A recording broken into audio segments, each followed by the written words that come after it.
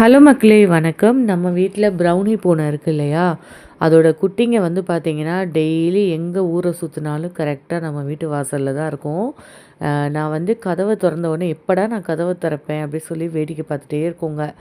அதுக்கப்புறம் நான் ப்ரஷ் பண்ணிவிட்டு பேசிக் ஒர்க்கெல்லாம் முடிச்சுட்டு அதுங்களுக்கு வந்து பிஸ்கட்டை பாலில் ஊற போட்டு எடுத்துகிட்டு வந்து வைப்பேன். அதுங்க சாப்பிடுங்க.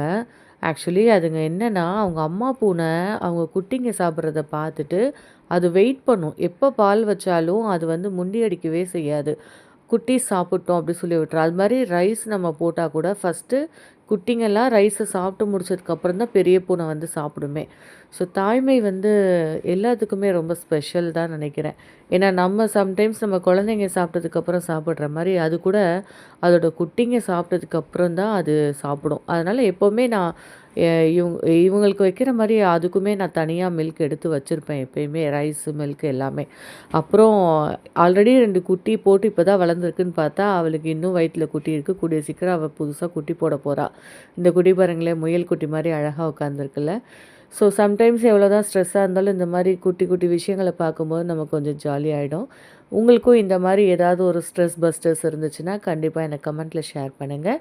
அப்புறம் இந்த மாதிரி ஸ்ட்ரே கேட்ஸ் டாக்ஸ்க்கு உங்களால் முடிஞ்ச சப்போர்ட் பண்ணுங்கள். Take care, bye bye.